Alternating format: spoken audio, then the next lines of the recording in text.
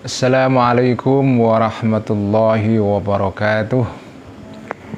Bismillahirrahmanirrahim. Alhamdulillahi rabbil alamin. Wassalatu wassalamu ala ashrafil anbiya'i wal mursalin sayyidina wa habibina wa maulana wa qurrati a'yunina Muhammadin wa ala alihi wa ashabihi wa man tabi'ahum bi ihsanin ila yaumiddin. Rabbi syrah li sadri wa yassir li amri wahlul 'uqdatam min lisani yafqahu qawli. Rabbi zidna ilma warzuqna fahma, amin ya rabbal alamin. Amma ba'd. Teman-teman semua, mari kita ngaji Ihya seperti biasa setiap malam Jumat. Dan mari kita mulai ngaji ini dengan hadiah Al-Fatihah pertama kepada junjungan kita Nabi besar Muhammad sallallahu alaihi wasallam dan para istri, keluarga, sahabat, tabi'in dan tabi'ut tabi'in. Hadiah Al-Fatihah juga kita kirimkan kepada para wali-wali Allah, para ulama, para sholihin, muallifin, musannifin, wa khususan untuk Sultanil Auliya Syekh Abdul Qadir Al-Jailani, untuk Sayyidut Ta'ifah Imam Al-Junaid Al-Baghdadi, dan juga untuk para wali-wali pendiri semua thariqah mu'tabarah, dan untuk para wali songo di tanah Jawa dan wali-wali yang lain di tanah Nusantara. Kita hadiahkan Al-Fatihah kepada muallif kitab Ihya Hujjatil Islam Abi Hamid Al-Ghazali. Kita hadiahkan Al-Fatihah kepada para ulama pendiri semua jamiah Islam di Indonesia, terutama Jamiah Nahdlatul Ulama, dan khususnya kepada Hadratus Syekh Mbah Hasyim Asy'ari dan Mbah Wahid Hasyim, Gus Dur, dan para kiai-kiai yang lain, para pendiri pondok pesantren. Juga hadiah Al-Fatihah kepada para pendiri negara Republik Indonesia yang tahun ini akan merayakan kemerdekaannya. Dan juga kita hadiahkan Al-Fatihah kepada orang-orang tua kita, guru-guru kita, saudara-saudara kita, teman-teman kita. Dan hadiah Al-Fatihah untuk ayah saya Ki Abdullah Rifai, emak saya Ibu Nyai Falak Salamah, dan ibu saya Ibu Nyai Fatmah. Dan juga hadiah Al-Fatihah untuk teman-teman kita yang sedang menderita sakit COVID dan sakit-sakit yang lain. Hadiah Al-Fatihah juga untuk kesembuhan Kiai Miftahul Akhyar yang mengalami kecelakaan hari ini di Salatiga. Semoga segera disembuhkan oleh Allah Subhanahu wa taala. Lahum jami'an Al-Fatihah. A'udzubillahi minasyaitonir rajim. Bismillahirrahmanirrahim. Alhamdulillahirabbil alamin arrahmanir rahim maliki yaumiddin.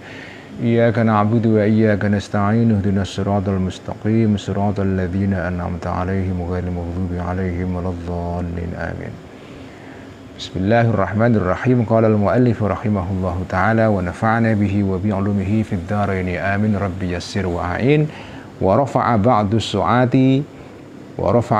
su'ati ila sahib ibn Abbadin rika'atan nabbaha fiha ala mali yatimin yahmiluhu ala akhdhihi li kathratihi. Halaman 558, jilid kelima, edisi Darul Minhaj ya. Teksnya sudah saya kirimkan satu jilid penuh hari ini ya melalui akun Facebook saya. Silahkan diunduh dan dibuka di halaman 558 di baris pertama. Warafa. Ini kita masih bicara soal namimah, adu domba ya. Warafa'a, dan melaporkan, ba'dus su'ati, sebagian orang yang suka lapor-lapor, ila sahib ibn Abbadin, kepada seorang penguasa, seorang wazirul wuzara, seorang perdana menteri yang namanya As-Sahib ibn Abbad, rika'atan, sebuah kertas ya, melaporkan atau menyerahkan sebuah kertas, nabbaha, yang mengingatkan, ba'dus su'a fiha, di dalam kertas ini, ala mali yatimin, terhadap harta seorang yatim yang kebetulan dapat warisan harta banyak ya. Yahmilhu, yang mendorong ba'dus su'a ini, hu, kepada Perdana Menteri tadi itu As-Sahib ibn Abbad, ala akhdhi, untuk merampas, mengambil harta anak yatim itu, likathrati, karena banyaknya, karena orang kaya ini.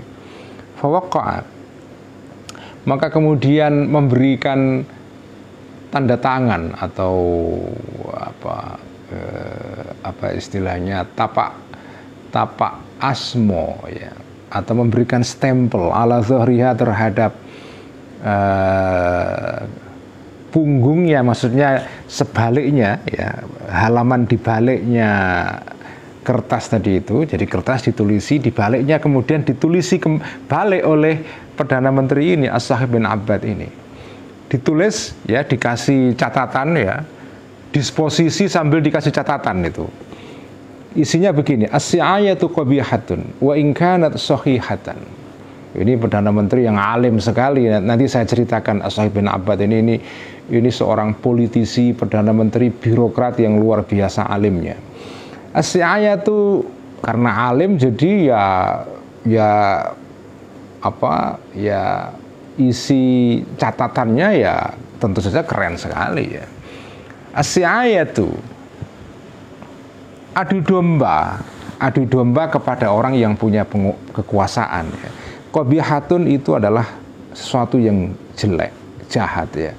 Wa in kanat sahihatan, walaupun si ayah tadi itu benar, artinya faktanya ada gitu, tapi tetap itu kejahatan, jelek itu. Fa in kunta, maka jika ada engkau ajraitaha, menganggap, memperlakukan terhadap si ayah tadi itu majran nushi, sebagai nasihat ya. Si ayah sebagai nasihat. Bagaimana kok si ayah bisa berupa nasihat itu? Ya maksudnya lapor, tetapi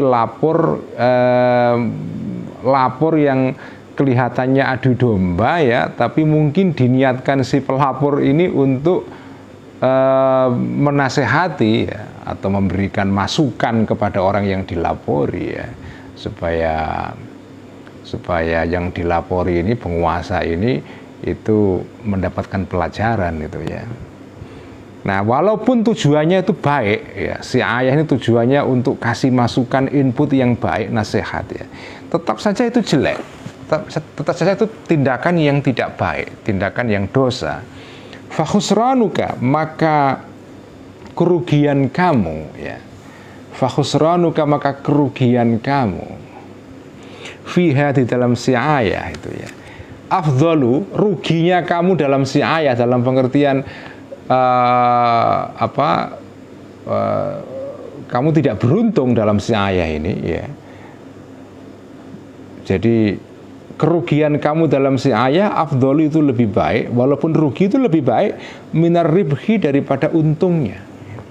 Maksudnya rugi itu kamu tidak memberikan atau tidak melakukan si ayah ya. Jadi si ayah atau melaporkan, laporan itu ya, yang tujuannya adu domba, tapi oleh pelapornya, jadi misalnya ada seorang yang melaporkan sesuatu kepada penguasa ya. Misalnya wahai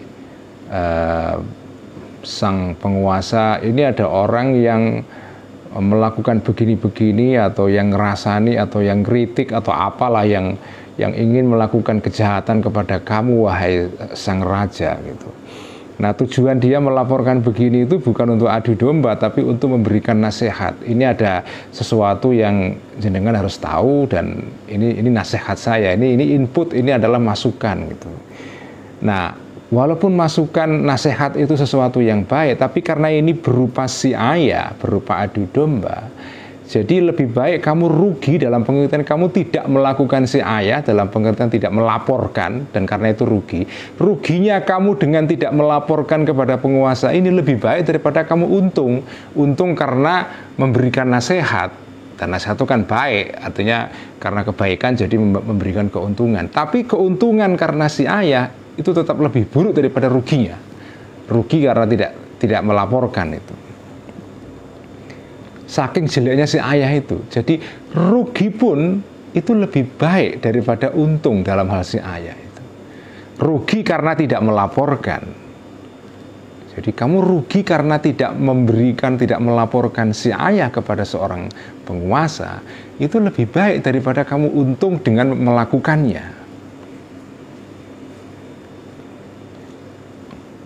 Wa ma'adallahi, dan meminta pertolongan atau perlindungan kami kepada Allah an-naqbala, untuk menerima kami maksudnya tadi itu Ashab bin Abbad ya, an-naqbala, menerima aku, mahdukan, kepada atau terhadap orang yang dilanggar ya, orang yang dilanggar, fi masturin, di dalam, atau orang yang dilanggar, fi masturin, di dalam perkara yang mestinya ditutupi ya.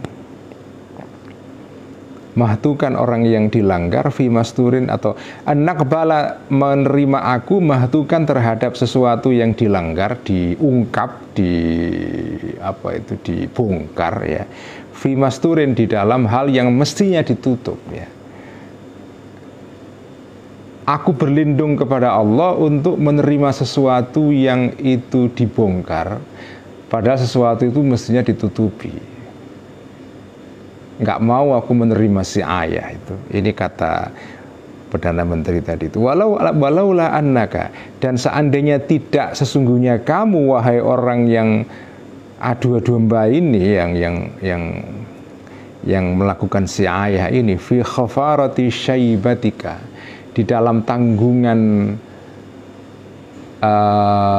apa itu syaibah, itu rambut putih, itu apa, wan itu uban ya, di dalam tanggungan uban kamu. Seandainya kamu ini bukan orang yang sudah sepuh, sudah ubanan, sudah menjelang mati ya, kalau kamu masih muda begitu, mesti aku akan hukum kamu. Tapi kamu karena sudah sepuh ya, gimana lagi, ya sudahlah, kamu pergi sana, nggak usah, tidak akan saya hukum gitu, karena sudah tua. Kalau kamu masih muda, laqabalnaka, maka akan membalas aku kepada engkau, bima, dengan sesuatu yaktadhi, yang menuntut, hi, kepada ma, fi'luka, tindakan kamu, fi mithlika, di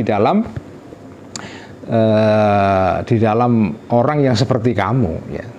Fatawaqqa, maka berlindunglah engkau ya mal'unu, fatawaqqa, maka menjaga dirilah, maka hindarilah ya mal'un, wahai orang yang dilaknat ya oleh Allah karena melakukan si'aya, al-aiba, terhadap cacat. Fa innallaha, karena sesungguhnya Allah, a'lamu, itu lebih mengetahui, bil ghaibi, terhadap sesuatu yang tidak nampak, yang ghaib, yaitu rahasia orang lain yang kamu laporkan kepada saya, Allah tuh tahu ya. Tapi kamu membongkarnya, Allah sendiri itu saja tidak membongkar, kok kamu malah membongkar, itu bagaimana? Artinya kan orang adu domba itu kan melaporkan, membongkar sesuatu yang jelek dilakukan oleh orang lain kepada kamu ya.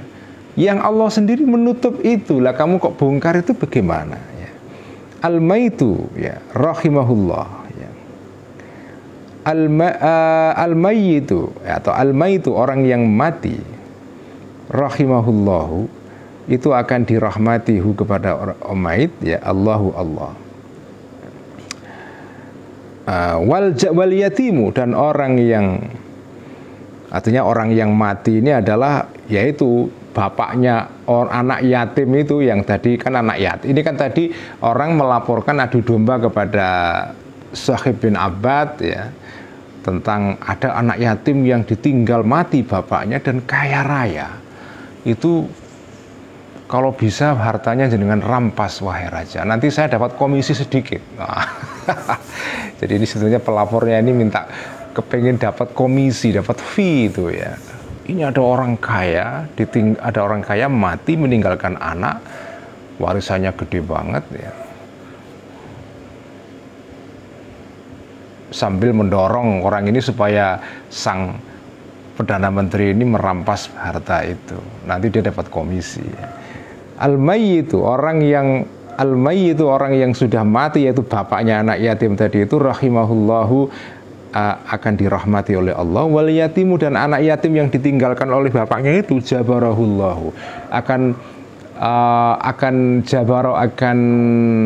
memberikan, menutup ya, atau memberikan, jabarah itu seperti barang yang bolong kemudian ditutup itu. Artinya anak yatim ini kan karena ditinggal orang tuanya, jadi seperti benda yang bolong. Tapi bolongnya anak yatim ini Jabaro akan menutup kepada anak yatim Allahu Allah dengan cara dikasih oleh Allah. Anak yatim itu akan diberikan tambalan kayak ban yang bocor begitu. Anak yatim itu akan ditambal oleh Allah. Ya. Sementara kamu wal malu dan hartanya anak yatim ini sammarahullah, akan digandakan harta ini Allahu oleh Allah. Wasa'i, dan orang yang adu domba yaitu kamu la'anahullah, akan dilaknat oleh Allah. Inilah catatan terhadap kertas yang berisi laporan seorang yang adu domba ini, yang ditulis oleh As-Sakhib Ibn Abbad. Dan secara redaksi kalau jenengan baca, kalau jenengan menguasai bahasa Arab klasik ya, ini indah sekali ya. As-si'ayatu qabihatun wa in kanat sahihatan fa in kunta ajritaha majran nuskhi fa khusranuka fiha afdalu minar ribhi. Itu dari segi redaksinya memang indah sekali.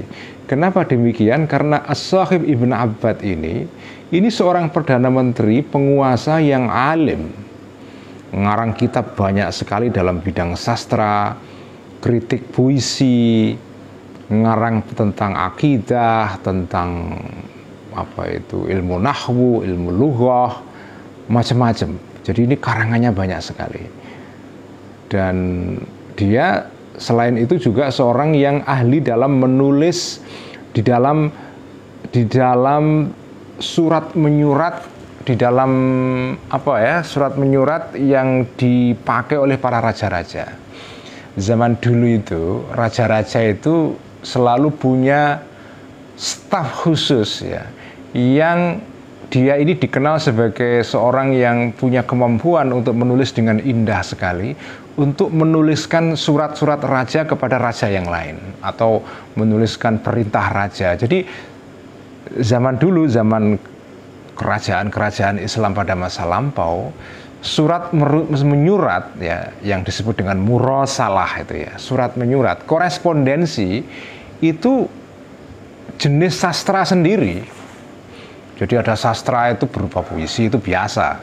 Ada sastra yang berupa macam-macam. Nah, salah satu jenis sastra indah, tulisan indah, itu adalah korespondensi di antara para raja atau raja kepada bawahannya, kepada menterinya dan seterusnya. Nah, orang yang bertugas untuk menuliskan surat-surat raja ini adalah orang yang memang sastrawan. Dan As-Sakhib bin Abbad ini seorang perdana menteri ya, yang menjadi menjadi perdana menteri pada masa dinasti yang disebut dengan dinasti Buwaihiyah ya. Buwaihiyah itu dinasti yang terletak di kawasan Iran bagian timur ya. Jadi di kawasan timur perbatasan dengan harus menguasai peta dunia Islam ya, terutama Timur Tengah, karena memang dunia Islam yang pusatnya itu kan ya di kawasan Timur Tengah itu. Di sanalah letak perkembangan ilmu-ilmu Islam pada zaman dulu. Nah, kalau jenengan baca atau jenengan telaah peta dunia Islam itu kan dulu kekuasaan Islam itu kan pusatnya itu kan di Baghdad, di kota Irak sekarang ini ya. Baghdad, kemudian ada pusat kekuasaan Islam yang lain di Mesir, di Kairo, ada yang di Afrika Utara seperti di Tunisia, di Maroko dan seterusnya. Nah, tapi pusat yang paling besar itu adalah di Baghdad. Nah, Baghdad itu pusat kekuasaan sebuah negara yang disebut dengan Daulah Abbasiyah ya, yang berdiri pada abad 8 Masehi, 750 Masehi ya, dan runtuh pada tahun 1258, abad ke-13, kira-kira 1 abad setelah Al-Ghazali wafat ya. Runtuh karena serangan pasukan Mongol. Nah, tetapi pada masa Abbasiyah itu ada sebuah negara yang berdiri di kawasan Iran. Iran itu kan kawasan sebelahnya Irak, di sebelah timurnya. Nah, di kawasan Iran bagian timur yang berbatasan dengan Afghanistan, Pakistan ya, dan kawasan-kawasan yang disebut dengan sekarang ini negara-negara bekas Uni Soviet dulu seperti Uzbekistan, Turkmenistan dan seterusnya. Nah, di kawasan itu dulu pernah ada sebuah negara besar sekali, namanya Daulah Buwaihiyah atau negara wangsa atau keluarga Buwaihiyun ya. Ini wangsa atau orang-orang yang keturunan orang-orang Iran yang mengikuti Syiah Imamiyah. Jadi mereka ini akidahnya bukan akidah Sunni, tetapi akidah Imamiyah, Itsna Asyariyah, Syiah Itsna Asyariyah ya. Yang sekarang ini merupakan akidah utama di negara Iran ya. Nah, dulu zaman dulu itu pernah ada negara Syiah, tetapi dia di bawah negara Abbasiyah yang merupakan negara Sunni. Ya, ini agak cerita sedikit ya, supaya dengan tahu tokoh ini tokoh penting sekali. Dan kenapa Imam Ghazali ngutip tokoh ini walaupun dia orang Syiah? Ini kan juga menunjukkan sesuatu yang menarik. Jadi ini tokoh Syiah. As-Sakhib Ibn Abbad ini salah satu ulama Syiah, alim sekali, yang menjadi Perdana Menteri untuk Daulah Buwaihiyah yang berpusat di kota Syiraz. Kan Ash-Shirazi, itu kan banyak ulama yang namanya Ash-Shirazi. Nah, kota Syiraz itu dulu pernah menjadi ibu kotanya Daulah Buwaihiyah ini. Nah, As-Sakhib bin Abbad ini salah satu Perdana Menteri yang terkenal. Yang sebelumnya ada Perdana Menteri yang terkenal juga namanya Ibnul Amid. Nah, dia muridnya. Ibnul Amid ini juga sama, Perdana Menteri yang alim sekali, karangannya banyak banget. Jadi ini menarik, zaman dulu itu ya, birokrat, politisi, birokrat, raja-raja, itu yang alim banyak. Ulama itu, nggak kayak politisi sekarang yang ya baca buku mungkin jarang gitu ya. Zaman dulu itu birokrat, Perdana Menteri yang alim sekali itu banyak. Salah satu yang terkenal itu adalah ini, As-Sakhib Ibn Abbad. Ini terkenal sekali.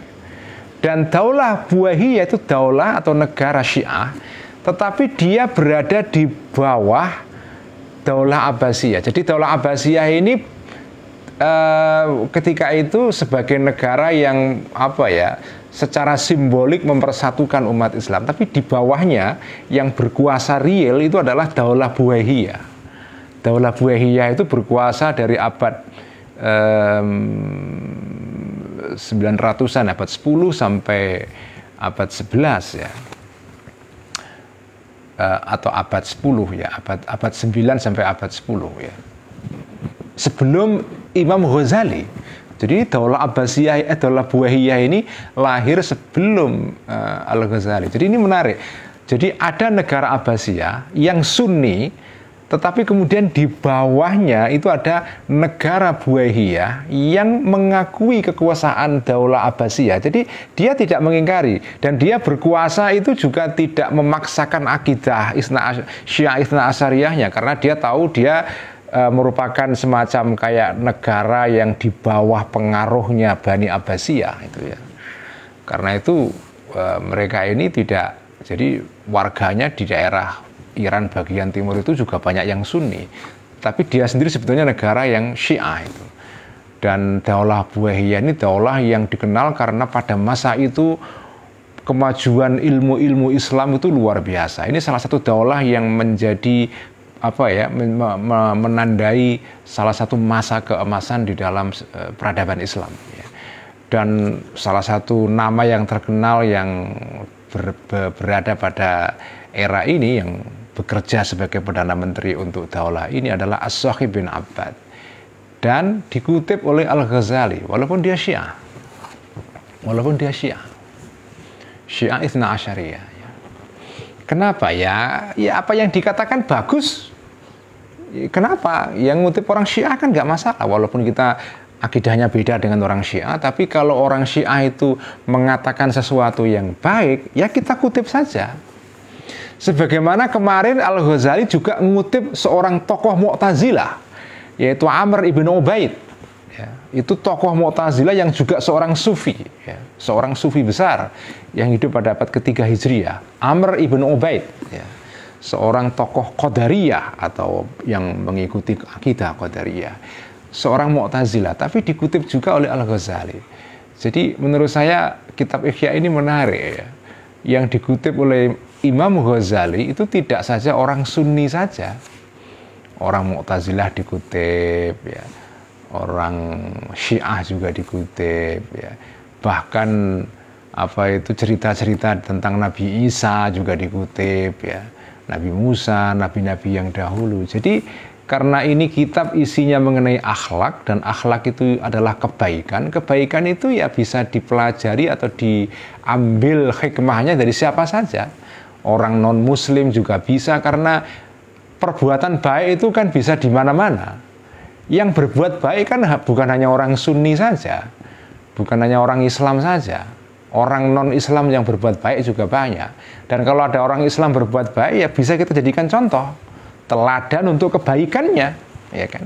Bukan soal akidah ini, tapi soal kebaikannya. Ya.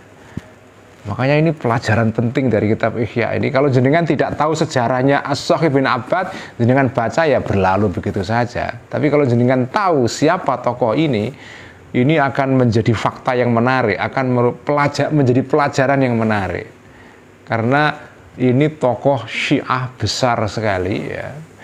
Dan muridnya seorang ulama besar namanya Ibnul Amid ya, yang mengikuti akidah Mu'tazilah ya, dan dikutip oleh Al-Ghazali ya. Waqala, dan berkata Luqman ini seorang bijak yang bahkan menjadi salah satu tokoh penting dalam Al-Quran dan menjadi nama sebuah surah dalam Al-Quran ya, surah Luqman ya, ada itu di Quran. Luqman ini banyak dikutip, diceritakan di kitab-kitab para ulama zaman dulu. Saking terkenalnya, seorang yang bijak, Luqman al-Hakim, Luqman yang bijaksana ya.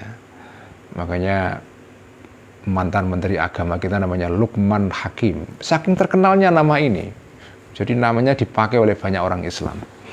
Waqala, dan berkata Luqmanu libnihi, Luqman libni kepada anaknya Luqman, ya bunayya, wahai anak kecilku. Kalau bahasa Jawa itu wahai tole, tole itu anak kecil, itu panggilan anak kecil, wahai tole. Inni musika bi khilalin, ini sesungguhnya aku musika, memberi wasiat aku kepada engkau bi khilalin, dengan banyak hal yang baik-baik. Intamasakta, jika berpegang engkau bihinna dengan khilal, lam tazal sayyidan, maka akan selalu engkau menjadi seorang yang menjadi pengemuka, menjadi kepala, menjadi orang yang terdepan. Itu sayyidan. Selama engkau memegangi hal-hal yang aku wasiatkan ini, kamu akan menjadi pemimpin. Pertama, ubsud, bentangkanlah ya, khuluqaka, ubsud, lebarkanlah ya, bentangkanlah khuluqaka, akhlak baik kamu, lil qaribi, kepada orang yang dekat, wal ba'idi, dan jauh. Kamu berakhlak baik, baik kepada orang yang kerabat kamu atau bukan kerabat. Wa amsik, dan kendalikanlah jahalaka, kebodohan kamu, anil karimi, dari orang yang baik, orang yang mulia ya, wallaimi, dan orang yang jahat ya. Kamu jangan sampai menampakkan atau jagalah kebodohan kamu dari baik orang yang mulia ataupun orang yang jahat ya. Orang yang mulia jangan kamu ganggu ya, karena kan kebodohan itu kan mengganggu ya. Kebodohan itu kan membuat orang sakit hati, artinya kebodohan yang jenengan tampakkan kepada orang lain. Misalnya ya, contohnya ya, jenengan ini nggak menguasai masalah, nggak ngerti masalah. Ada orang alim berbicara mengenai masalah itu, jenengan sok ngomentari, padahal jenengan nggak tahu loh. Di Twitter tuh banyak sekali orang yang sok tahu itu. Nggak ngerti masalah, komentar, kalau dalam bahasa Twitter itu nyolot itu ya, nyolot. Kamu itu jangan nyolot baik kepada orang itu orang mulia, orang yang baik, orang yang ya baik, orang yang tidak dikenal suka provokasi atau apa ya. Orang itu kamu harus hormati. Jangan menampakkan kebodohan kamu kepada orang itu. Jangan ganggu dia dengan komentar-komentar kamu yang nggak jelas, yang nyolot begitu itu. Atau kepada orang yang memang suka berbuat jahat, itu pun juga kamu nggak boleh mengganggu dia dengan kebodohan kamu. Ya. Kalau kamu bersikap begitu, maka kamu akan jadi seorang pemimpin. Artinya orang yang dimuliakan itu ya. Wahfadz, dan jagalah engkau ikhwanaka terhadap teman-teman kamu. Wasil, dan sambunglah aqaribaka, kerabat-kerabat kamu. Wa amin, dan jagalah dan amankanlah hum kepada kerabat-kerabat kamu min qabuli qauli sa'in. Nah ini pokok pembahasannya, karena ini kita bicara mengenai soal si'aya, adu domba. Nah ini wasiat Luqman Al-Hakim ini ada yang terkait dengan masalah si'aya. Wa amin, dan jagalah engkau hum kepada kerabat-kerabat kamu min qabuli qauli sa'in, dari menerima ucapan-ucapannya atau ucapannya orang yang suka adu domba. Ya. Kamu kasih nasihat, kamu kasih masukan kepada kerabat-kerabat kamu, jangan sampai mereka ini terpengaruh kalau ada orang adu domba. Ausama ibagin, atau mendengarkan orang yang ingin berbuat jahat, berbuat lacut. Kalau bahasa pondoknya itu lacut ya. Lacut itu ya berbuat jahat ya, zalim ya. Yuridu fasadaka, yang menghendaki bagian ini fasadaka, untuk merusak kamu. Wa yarumu, dan bermaksud bagian khida'aka, untuk menipu kamu. Jangan dengarkan kalau ada orang yang begitu itu, orang yang ingin berbuat jahat kepada kamu. Waliyakun, dan adalah, nah ini nasihat yang bagus sekali ini. Waliyakun, dan adalah ikhwanuka, teman-teman kamu itu, sahabat-sahabat kamu itu adalah man, terdiri dari orang-orang idza farakta, yang jika berpisah engkau hum kepada para teman-teman kamu ini, wa farakuka, dan berpisah mereka kepada kamu, baik kamu meninggalkan mereka atau mereka meninggalkan kamu, artinya teman-teman yang setelah kumpul-kumpul bubar gitu ya. Itu lam ta'ibhum, tidak akan mencela engkau hum kepada mereka, walam ya'ibuka, dan tidak mencela mereka kepada kamu. Ini nasihat ini keren banget. Kamu kalau bersahabat, bersahabatlah dengan orang-orang yang jika kamu itu pisah dari mereka setelah kumpul-kumpul pisah itu ya. Kamu nggak ngerasani mereka, mereka juga nggak ngerasani kamu. Tidak membongkar rahasia kamu, kamu juga tidak membongkar rahasia mereka. Artinya apa? Ada rasa saling percaya itu. Jadilah kamu jadikanlah sahabat-sahabat kamu itu orang-orang seperti itu. Kamu loyal kepada mereka, mereka juga loyal kepada kamu, menjaga persahabatan. Bukan sahabat itu yang nanti diterangkan dalam penyakit mulut yang berikutnya, yang ke-16 itu ya. Orang yang dzullisanain, orang yang punya dua mulut. Di depan kamu ngomong bagus-bagus, begitu dia sudah pergi ngomongnya nggak karu-karuan. Orang yang lidahnya bercabang. Nah, itu namanya dzullisanain ya. Orang yang lidahnya bercabang itu. Waqala, dan berkata ba'dhum, sebagian para orang-orang bijak ya, an-namimatu mabniyatun 'alal kizbi wal hasadi wan nifaqi. Yang disebut dengan namimah, adu domba, itu pada dasarnya mabniyatun, itu dibangun atas dasar, fondasinya namimah itu 'alal kizbi, dibangun atas dasar kebohongan, wal hasadi, dan dengki, wan nifaqi, dan kemunafikan. Jadi itu namanya fondasi. Nah, fondasi ini tiga ya. Wahiyah, dan ketiga-tiganya ini adalah asafiyudzulli, adalah soko gurunya kerendahan, maksudnya apa ya, kerendahan budi. Asafi itu ya itu adalah apa ya, dalam tradisi Arab itu orang kalau masak Kayak jenengan kalau lihat di film-film lama itu loh Pak, orang kalau masak itu biasanya mendirikan tiga kayu begini didirikan, kayak pramuka itu loh ya, kayu tiga diikat, kemudian nanti pancinya itu digantungkan ya. Ini kayak tempat masak gitu ya, 3 tiang ditaleni, diikat, kemudian nanti di tengah-tengahnya ada tali yang menggantung. Nah, di sini tempat untuk menggantung kendil atau panci atau apa. Nah, di bawahnya nanti ada api itu. Ya kayak pawonnya atau tungkunya orang-orang yang camping lah, yang pramuka itu ya. Itu kan 3 ya. Nah, asafiyun itu artinya itu. Tiga pilarnya itu, 3 kayu yang menyangga panci itu namanya asafiyudzulli. Jadi kerendahan akhlak itu adalah dasarnya itu atau sokonya itu 3 itu. Kerendahan akhlak berupa namimah itu adalah pasti ada bohongnya, ada hasudnya, ada nifaknya, kemunafikannya. Waqala, dan berkata ba'duhum, sebagian para orang-orang bijak, lau sahha ma naqalahun namamu ilaika. Lau sahha, jikapun benar sesuatu naqala yang menceritakan, yang membawa, an-namamu orang-orang yang suka adu domba, ilaika kepada kamu. Kalaupun benar yang diceritakan seorang tukang adu domba itu, lakana, maka adalah dia ini huwal musdari'a, orang yang berani bisyatmi untuk memaki-maki alaika kepada kamu.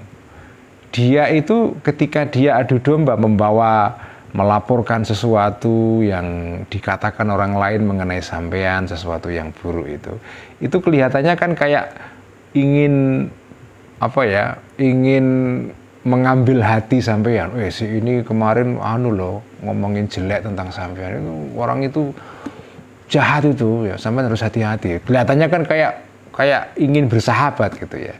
Tapi sebetulnya orang seperti ini nanti kalau dia sudah pergi, tidak segan-segan dia nanti akan berbuat buruk kepada sampean, memaki sampean.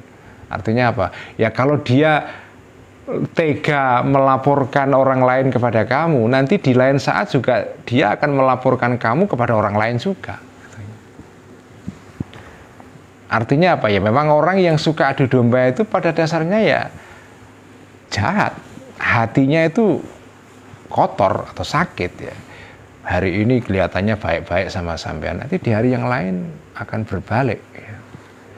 Wal mangqulu anhu, dan orang yang diceritakan, yang ceritanya diceritakan, dipindahkan anhu dari orang itu, asal sumber namimah itu ya, itu aula lebih utama bihilmika, untuk mendapatkan kesabaran kamu, atau ya kesabaran kamu.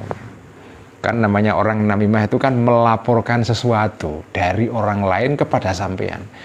Nah, orang yang menjadi sumber laporan itu, orang lain itu jauh lebih layak jenengan hormati daripada yang tukang adu-adu ini. Walaupun yang adu-adu ini sumbernya, ceritanya dari orang lain itu. Tapi dia kan, ya kesalahan orang yang berkata-kata buruk mengenai sampean, paling ya berhenti dia berbuat itu, berkata-kata salah atau berkata-kata buruk atau ngerasani sampean ya. Berhenti di situ saja. Tapi orang yang adu domba, yaitu menceritakan orang lain, perkataan orang lain itu kepada sampean, itu dia jauh lebih buruk. Karena selain dia melakukan hal yang buruk, yaitu melaporkan, ada hal lain yang membuat tindakannya lebih buruk lagi, yaitu dia mengadu domba. Jadi keburukannya 2. Melaporkannya sendiri itu kejahatan ya, atau keburukan, sesuatu yang jelek. Kemudian laporannya itu sendiri itu diniatkan sebagai adu domba, itu kejelekan kedua. Yang menjadi sumber namimah tadi itu hanya punya 1 kejelekan saja, tapi yang melaporkan namimah punya 2 kejelekan. Karena itu orang yang menjadi sumber namimah itu jauh lebih layak jenengan jenengan kasihi, jenengan hormati daripada orang yang tukang adu-adu ini. Li'annahu lam yuqabilka, karena orang yang al-mangkul anhu tadi itu lam yuqabilka, tidak menghadapi dia kepada kamu bisyatmika, dengan memaki-maki engkau. Wa alal jumlati, dan secara umum kesimpulannya fasyarrun namami, kejahatan keburukannya orang yang suka adu domba, azimun, itu besar sekali, yang bagi yang seyogyanya an yutawakka, untuk dihindari, untuk diwaspadai. Qala, berkata Hammad bin Salamah, Imam Hammad ibn Salamah ini seorang imam besar yang menjadi rawi hadis yang banyak hadisnya kita jumpai di Kutubus Sittah ya, mungkin kecuali di Shahihul Bukhari. Nah, dalam Shahihul Bukhari itu memang Imam Bukhari itu menghindari meriwayatkan hadis dari tokoh ini Hammad bin Salamah. Tapi kalau Imam Muslim dalam Sahih Muslim menceritakan beberapa hadis dari Hammad bin Salamah. Ini salah satu rawi hadis penting ini ya. Dan dia ini adalah gurunya seorang yang menjadi peletak dasar Arabic grammar, tata bahasa Arab, yaitu ilmu nahwu, yaitu Imam Sibawayh. Imam Sibawayh atau Imam Sibuyah, bisa dibaca Sibuyah atau Sibawayh ya. Kalau orang Iran dulu bacanya Sibuya, tapi orang Arab membacanya Sibawayh ya. Karena Sibawayh itu orang Iran. Jadi yang meletakkan dasar ilmu nahwu itu bukan orang Arab. Aneh kan? Jadi yang menciptakan ilmu nahwu pertama kali ya, atau yang mensistematisir ilmu nahwu itu bukan orang Arab, tapi orang Persia, orang Iran, namanya Sibuya atau Sibawayh. Nah, dia adalah muridnya tokoh ini, Hammad ibn Salamah, yang dikenal sebagai Imam Az-Zahabi dalam kitab Syiar wa A'mal A'lamin Nubala menyebutnya sebagai An-Nahwiyul Adib, orang yang ahli nahwu dan orang yang ahli sastra. Ini tokoh penting sekali. Nah, ini Hammad bin Salamah. Makanya kalau kita baca kitab Ihya ini menarik sekali ya. Dalilnya kitab Ihya itu selain Quran, Sunnah, dan kata-kata para sahabat tabi'in, tapi juga dalilnya itu bersumber dari tindakan-tindakan atau ucapan-ucapan baik dari orang-orang yang siapapun itu, asal orang baik yang hidup sebelum era Al-Ghazali pada abad kedua, ketiga, keempat Hijriah. Makanya pelajaran yang bisa kita ambil dari kitab Ihya ini adalah pokoknya teladan baik, sumbernya dari manapun, itu bisa jenengan jadikan sebagai koco benggolo. Apa koco benggolo? Itu cermin. Bisa jenengan jadikan teladan kebaikan, siapapun mereka. Islam tidak Islam, mau Sunni tidak Sunni, Mu'tazilah, Syiah. Nah, ini contohnya tadi, As-Sahih bin Abbad ini orang Syiah. Amr bin Ubaid orang Mu'tazilah ya. Luqman bin Hakim ini seorang yang bahkan pra-Islam ya. Macam-macam. Jadi sumber kebaikan yang dijadikan dalil atau sumber teladan yang dikutip oleh Imam Ghazali dalam kitab Ihya ini itu banyak sekali itu ya. Karena kebaikan itu sebenarnya dari mana saja. Nah, ini kata Hammad bin Salamah, ba'a rajulun abdan. Ini kisah menarik sekali ini. Ba'a menjual, suatu hari ba'a menjual rajulun, seorang laki-laki, abdan, budak. Ya, ini era pada zaman itu kan budak masih ada, dan budak itu kan bisa diperjualbelikan. Wa qala, dan berkata laki-laki yang menjual budak ini lil mushtari, kepada pembeli, berkata begini, ma fihi aibun, tidak ada pada budak saya ini aibun, cacat. Budak saya ini bagus sekali, nggak ada cacatnya, tapi ada kecuali satu cacat, illa an-namimatu, kecuali namimah. Dia ini nggak punya cacat apapun, fisiknya oke, sehat, kerjanya sregep, ya, rajin sekali. Cuma dia ini suka adu domba. Kalau yang pembeli nggak masalah lah, yang penting kan dia mau kerja. Soal adu domba itu kan sepele itu ya. Karena tugas budak itu kan untuk dijadikan sebagai tenaga kerja.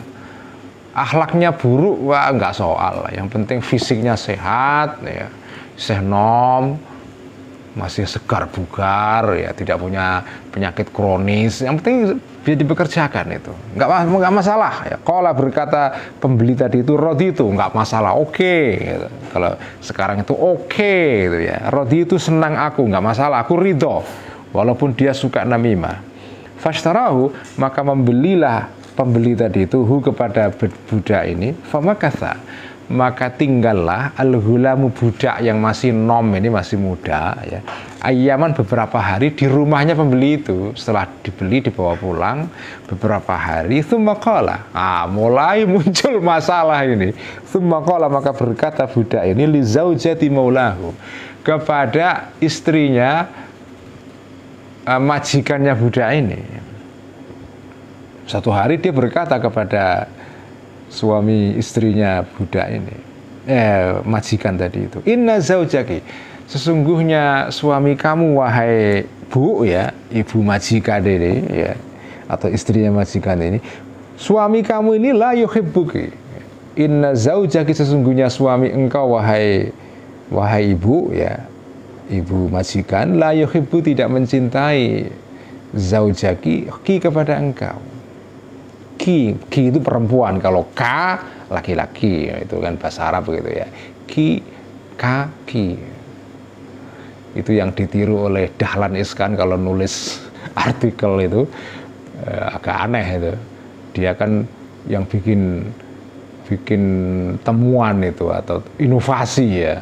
Jadi kalau kata ganti laki-lakinya, katanya, kalau perempuan katanyi. Itu ciptaan Dahlan Iskan itu, ya. Mungkin dia terinspirasi oleh nahwunya bahasa Arab ini. Ki itu perempuan, ka laki-laki. Jadi, wah suami kamu ini nggak cinta kamu, wahwa, dan suami kamu ini yuridu, menginginkan suami kamu an yatasarra alaiki, untuk berselingkuh. Bukan berselingkuh, ya. Yatasarra itu artinya untuk mempunyai istri simpanan. Nah, itu yatasarra, ya. Istri simpanan alaiki, terhadap diri kamu. Fakhudhi, maka ambillah engkau wahai ibu majikan al-musa. Al-musa itu artinya silet, ya.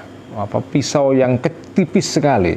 Wahliki, dan cukurlah engkau min sya'ari qafahu, dari rambut tengkuknya suami kamu.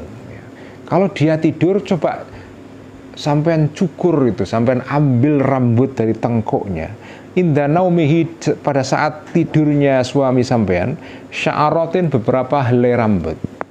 Hatta ashara, sehingga akan mensihir aku kepada suami sampean ini, alaiha, terhadap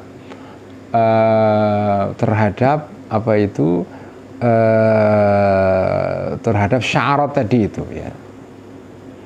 Alaiha, kepada syarat, ya. Fayuhibbaki, jadi ambillah. Jadi ini rupanya budak ini dia ngaku-ngaku ahli pelet itu, punya jampi-jampi untuk melet supaya suaminya ini bisa mencintai istrinya. Coba nanti kalau tidur potong beberapa helai rambut, nanti supaya saya jampi-jampiin, ya. Nanti supaya dia fayuhibbaki, maka mencintai suami kamu, ki, kepada engkau wahai ibu majikan. Ini kata budaknya kepada istrinya majikan. Tetapi kepada majikannya dia berkata lain. Tsumma qala, maka berkata budak tadi itu li zauji, kepada suaminya tadi, perempuan tadi, ya, suami istrinya majikan tadi. Kepada suaminya dia berkata begini, innam ro'ataka. Nah, ini ka, kalau tadi ki, sekarang ka, ya. Innam ro'ataka, sesungguhnya istri sampean ini wahai majikan, ittakhadat, dia mengambil kholilan, seorang kekasih. Dia ini ternyata punya simpanan, punya laki-laki simpanan. Waturi itu, dan menghendaki istri sampean ini antaktulaka, untuk membunuh istri sampean ini kepada engkau, supaya nanti dia bisa mengawini lelaki simpanannya ini. Itu kata dia kepada suaminya. Fatanawama atau fatanawam, maka pura-pura tidurlah engkau wahai sang majikan laha terhadap istri tadi, kepada istri sampean ya, kata ta'rifa, supaya sehingga mengetahui istri sampean ini zalika, bahwa sampean pura-pura tidur. Artinya pura-pura tidurlah sampai istri sampean itu merasa atau menyangka jenengan ini tidur betulan. Qala, berkata Hamad bin Salama, ini kembali kepada rawi asal pencerita tadi ya, fatanawama, maka pura-pura tidurlah sang majikan tadi itu laha, demi istrinya majikan. Fajaat, nah istrinya sesuai dengan pesannya budaknya tadi itu, supaya disuruh motong beberapa helai rambutnya. Begitu dia lihat suaminya benar-benar sudah ngorok tidur ya, fajaat, maka datanglah almar'atu, istrinya majikan tadi itu, bil Musa, dengan membawa pisau silet ya. Fadhonna, maka menyangka. Nah ini suaminya kan pura-pura tidur, dia lihat istrinya bergerak menuju kepada dia bawa pisau. Fadhonna, maka menyangka suaminya tadi itu, anna, sesungguhnya sang istri turidu, menghendaki istri tadi itu, qatlahu, untuk membunuh sang suami. Faqama, maka jenggiratlah, maka bangunlah sang suami tadi itu ilaiha, kepada istrinya. Faqatala, maka membunuhlah sang suami kepada istrinya. Hanya karena adu domba budaknya tadi itu. Jadi dia membeli budak dan merasa tidak masalah, dia punya akhlak buruk, suka adu-adu, karena dianggap budak itu tugas utamanya ada kerja keras, kerja fisik ya, nggak masalah punya akhlak jelek. Ternyata justru akibatnya seperti ini, dia jadinya membunuh istrinya gara-gara adu domba sang budak tadi itu. Faja'a, maka datanglah ahlul mar'ati, keluarganya istrinya tadi, faqatalu, maka membunuhlah mereka azzauja, kepada suami. Keluarganya nggak terima, dibunuhlah sang suami. Jadi suami istri mati semua. Fawaqa'a, maka terjadilah al-qitalu, perang, bainal qabilata, ini di antara dua kabilah, kabilah sang istri dan kabilah sang suami. Wa tala, dan panjanglah al-amru, urusan. Karena soal namimah, soal adu domba yang sumbernya dari seorang budak, seorang hamba sahaya itu. Fanas'alullaha, maka meminta aku Allah kepada Allah, husnat taufiki, kebaikannya, pertolongan, yaitu pertolongan supaya kita dihindarkan atau dijauhkan dari pertolongan untuk bisa menjauhi, menghindari namimah ini ya. Selesailah pembahasan mengenai soal namimah. Sekarang kita masuk ke bab yang berikutnya. Kita baca sedikit ya. Al-afatus sabi'ata asyarata. Afat atau penyakit mulut yang ke-17 adalah kalamu dzil lisana, ini omongannya orang yang lidahnya bercabang, punya lidah dua bercabang ya. Alladzi yataraddadu, yang perga-pergi, yataraddadu itu ya, yang midar-mider, kalau bahasa pondok pesantrennya itu midar-mider. Midar-mider itu pergi ke sana ke sini ya. Perga-pergi ya. Comeback gitu kalau bahasa Inggrisnya. Alladzi yataraddadu, yang perga-pergi, bainal muta'adiyah, ini antara orang yang berseteru. Ada orang yang berseteru, terus dia ke sini melapor begini, ke situ melapor begitu. Ke sini mengatakan begini, ke situ mengatakan begitu. Wa yukallimu, dan berbicara atau ngomong, dzul lisanin tadi itu, kulla wahidin, ngomongi kepada setiap masing-masing dari orang yang berseteru ini, bikalamin, dengan ucapan yuwafiku, yang membuat senang, yang mencocoki, yang cocok kepada kulla wahidin ini. Inilah penyakit mulut yang ke-17, yaitu ngomong dengan lidah bercabang. Wa qallama yakhlu anhu man yushahadu muta'adiyaini wa dzalika ainun nifaqi. Wa qallama yakhlu, dan sedikit sekali terhindar ya, anhu, dari ini kalamu dzil lisanain, man, orang yusyahadu yang disaksikan orang ini muta'adiyah ini ya, sebagai dua orang yang berseteru. Orang yang berseteru itu pasti entah cepat atau lambat itu pasti ada, selalu ada pihak ketiga yang tadi itu, supaya dia dapat komisi ya, dapat, apalagi kalau yang berseteru ini orang yang kaya atau orang yang punya kekuasaan. Ada orang yang ingin carmuk, kesini ngomong begini yang menyenangkan si A, nanti ke si B ngomong kepada si B yang menyenangkan si B ya. Gitu. Jadi dzil lisanen itu kira-kira orang yang carmuk, cari muka ya, supaya menyenangkan orang ya. Itu dzil lisanen. Orang kalau berseteru pasti itu mengundang, potensial mengundang hadirnya orang yang lidahnya bercabang dua ini. Itu maknanya wa qallama yakhlu anhu man yusyahadu muta'adiyah ini. Wa dzalika ainun nifaqi. Ini tindakan bercabang dua ini, bercabang dua lidahnya ini, ainun nifaqi adalah sejatinya kemunafikan ya ini. Inilah kemunafikan yang sesungguhnya itu begini ini. Qala berkata Ammar bin Yasirin, sahabat Ammar bin Yasir ini sahabat yang termasuk yang apa ya, yang pertama masuk Islam ya. Ammar bin Yasir. Ammar anaknya Yasir ya. Nah Yasir ini kita tahu juga orang yang masuk Islam pertama ya. Masuk Islam pertama di Mekah pada masa Kanjeng Nabi dakwah pertama ya. Istrinya namanya Sumayyah yang disiksa oleh orang Quraisy karena masuk Islam ya. Pada saat orang-orang yang lain belum masuk Islam ya, disiksa. Kalau ada yang pernah menonton film apa itu Ar-Risalah ya, The Message ya, yang terkenal itu dulu tahun berapa, tahun 70-an itu ya, film The Message itu ada di situ kisah tentang bapaknya Ammar ini, Ammar Yasir ya, Yasir dan istrinya namanya Sumayyah itu. Nah ini anaknya Yasir yang terkenal itu namanya Ammar ya.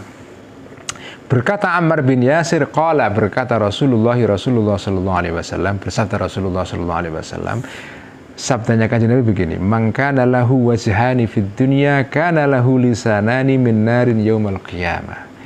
Barang siapa kana ada lahu bagi orang ini wajhani, dua wajah, fid dunya di dunia. Kalau orang di dunia wajahnya ganda, suka carmuk begitu, kesini wajahnya A, ke situ wajahnya B. Dalam bahasa Inggris ada istilahnya double speak ya, double speak, ngomong ganda ya.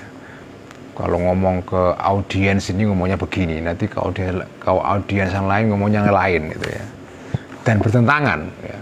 Pokoknya dia ngomong sesuai dengan yang disukai oleh pendengarnya, walaupun bohong gitu ya.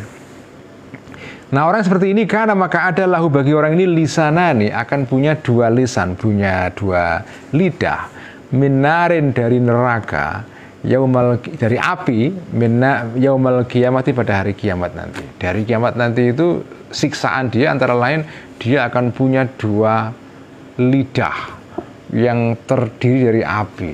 Jadi lidahnya bercabang berupa api itu. Wa qala dan berkata Abu Hurairah yaitu sahabat Abu Hurairah ya, qala bersabda Rasulullah sallallahu alaihi wasallam, tajiduna min syarri ibadillahi yaumal qiyamati dzal wajhaini. Tajiduna akan mengetahui kalian min syarri ibadillahi, termasuk hamba-hamba Allah yang paling jahat, yaumal kiamat yang paling buruk yaumal kiamati pada hari kiamat nanti itu, dzal wajhaini, orang yang punya dua wajah, wajahnya ganda. Alladzi ya'ti haula'i, yang datang orang ini haula'i kepada mereka, si anu mereka orang-orang tertentu ya, bihadithi haula'i, dengan omongan yang memberi, yang menggembirakan, yang menyenangkan mereka, menyenangkan si mereka itu.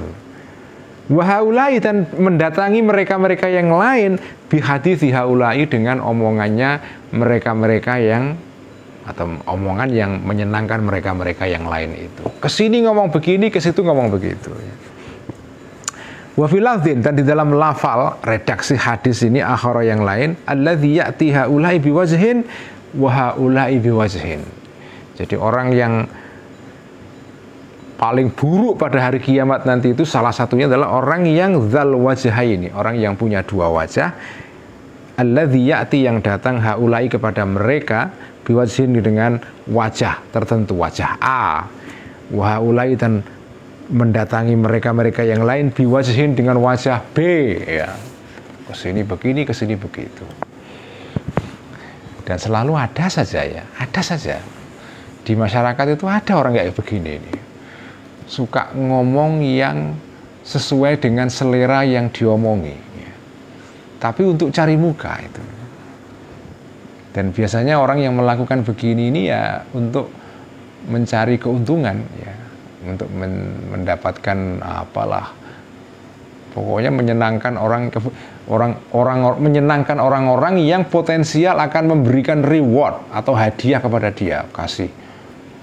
Apalagi menjelang Lebaran, supaya dapat THR. Ya, ini ada orang yang lidahnya bercabang supaya dapat THR, ya. Ngomong ke begini, wah, senang yang diomongi, kasih THR. Nanti ke yang lain ngomong, padahal omongannya ini bertentangan dengan si A ngomong begini, si B begini tentang hal yang sama, tapi bertentangan, ya. Tapi tujuannya yaitu untuk menyenangkan si ini si itu, dengan motif, dengan niat nanti dia dapat THR itu. Nah, ini nanti di hari kiamat dia akan dibangkitkan oleh Allah, ya, dan punya dua lidah, ya, lidah bercabang yang terbuat dari api itu, ya. Waqala, dan berkata Abu Hurairah, sahabat Abu Hurairah. Jadi ini dalilnya kenapa orang yang lidahnya bercabang ini orang termasuk orang yang jahat itu, ya ini dalilnya ini kan Al-Ghazali selalu begitu ketika menerangkan sesuatu, dia didasari kepada atau didasari oleh dalil-dalil yang dari Quran, Sunnah, kata-kata sahabat, tabi'in, dan para ulama setelah itu. Waqala, dan berkata Abu Hurairah, la yambaghi, tidak seyogianya, lidzil wajhaini, orang yang punya dua wajah, an yakuna, ada orang ini aminan, dianggap sebagai orang amin yang dapat dipercaya indallahi, menurut Allah Ta'ala. Ya, namanya dua wajah, bagaimana bisa dipercaya, ya. Jadi orang seperti ini nggak akan dipercaya oleh Allah. Waqala, dan berkata Malik bin Dinarin, Imam Malik bin Dinar, ya, qara'tu, ini ulama besar ini, ya, Malik bin Dinar, ya, dan juga seorang sufi, seorang yang menjadi pendahulu tasawuf yang pertama, termasuk ini Malik bin Dinar ini, ya. Sufi dan sekaligus seorang yang mujahid, ya. Makanya kalau ada yang beranggapan sufi itu tidak apa ya, tidak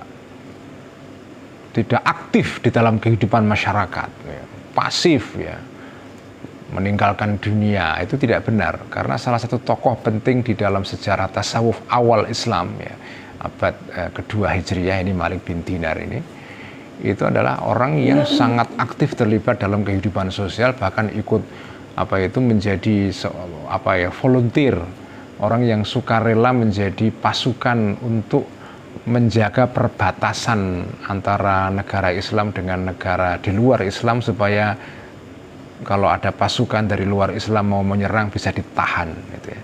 Jadi dia menjadi volunteer untuk menjadi pasukan di perbatasan antara negara Islam dengan negara di luarnya. Ini Malik bin Dinar ini. Nah, pengetahuannya luas sekali, ya, termasuk dia punya pengetahuan tentang kitab-kitab sebelum Islam, Injil, Taurat, ya. Nah, ini salah satu contohnya. Qara'tu, membaca aku fit Taurat, di dalam kitab Taurat. Artinya dia punya pengetahuan yang baik mengenai Taurat. Ya. Biasa ulama zaman dulu itu membaca Taurat, membaca Injil, ya, untuk mengetahui, ya.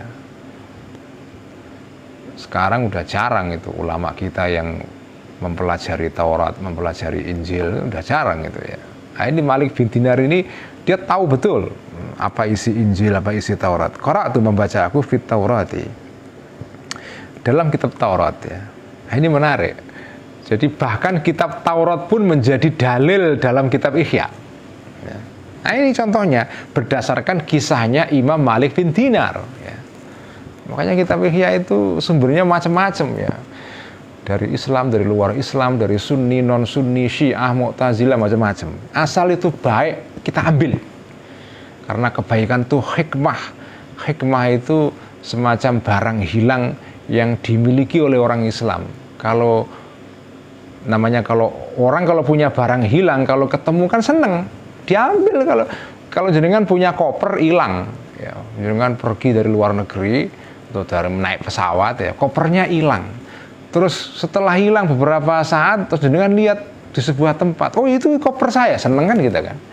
Kalau orang punya barang hilang terus ketemu, itu kira-kira akan diambil atau dibiarkan saja? Ya pasti diambil lah, itu barangnya saya kok, barangnya dia kok. Kita malah seneng. Nah itulah sikap orang Muslim terhadap segala hikmah atau kebijaksanaan. Itu kebijaksanaan itu bagi seorang Muslim itu kayak bagasi yang hilang. Kalau jenengan ketemu pasti seneng. Dimanapun bagasi itu ada. Mau bagasi itu di mana, ya seneng aja, diambil aja. Enggak terus, wah bagasi saya ini kok dipegang orang kafir ya, saya nggak mau ngambil lah. Enggak lah, kalau kita punya bagasi hilang, walaupun itu misalnya ditemukan oleh orang kafir ya, orang non Muslim misalnya, atau orang yang bukan sama akidahnya dengan kita, masa terus kita bilang saya nggak mau biar diambil dia bagasi saya. Itu namanya orang bodoh itu. Ya kalau barangnya itu barang sampean, walaupun dipegang orang lain, ya jenengan ambil dari dia ya. Bahkan jenengan suka atau senang sekali karena mendapatkan sesuatu yang hilang dari sampean. Itulah. Qara'tu pernah membaca aku fit Taurat, di dalam kitab Taurat ya. Begini yang aku baca, batalatil amanatu warrajulu ma'a sahibihi bisyafataini mukhtalifataini. Batallah al amanatu, amanah, keamanan ya. Warrajulu, dan apa itu? Warrajulu, dan seorang laki-laki ma'a sahibihi, bersama temannya rajul ini ya. Batalnya kenapa? Bisyafata ini karena adanya dua lambe, bibir ya, mukhtalifatani yang berbeda. Kalau ada orang punya bibir dua, artinya bukan bibir dua itu bibir dua ini aja, bibir mulut dua ya. Kalau orang punya mulut dua, maka rasa aman atau rasa percaya antara dia dengan temannya itu langsung rusak. Kalau jenengan terhadap teman sampean bersikap seperti itu, berlidah dua, sudah persahabatan pasti selesai. Itu maksudnya batolatil amanah. Rasa aman, rasa percaya, trust akan hilang. Yuhliku, akan merusak, akan menghancurkan Allah Ta'ala yaumul kiamati, pada hari kiamat nanti, kulla syafataini, setiap dua bibir, setiap dua mulut, mukhtalifataini, yang berbeda, akan dihancurkan oleh Allah nanti pada hari kiamat. Ya artinya ini pekerjaan yang jahat, yang jelek gitu ya, yang harus kita hindari. Sekian ngaji Ihya malam ini. Mari kita tutup dengan membaca salawat bil qulub. Allahumma salli ala sayyidina Muhammadin tibbil qulubi wa dawaiha wa afiyatil abdani wa shifaiha wa nuril absari wa dhiyaiha wa ala alihi wa sahbihi wa sallim. Allahumma salli على سيدنا محمد طب القلوب ودوائها وعافية الأبدان وشفائها ونور الأبصار وضيائها وعلى آله وصحبه وسلم. اللهم صل على سيدنا محمد طب القلوب ودوائها وعافية الأبدان وشفائها ونور الأبصار وضيائها وعلى آله وصحبه wasallim. Sekian, wassalamualaikum warahmatullahi wabarakatuh. Terima kasih kepada teman-teman di Space yang ikut ngaji malam ini. Mas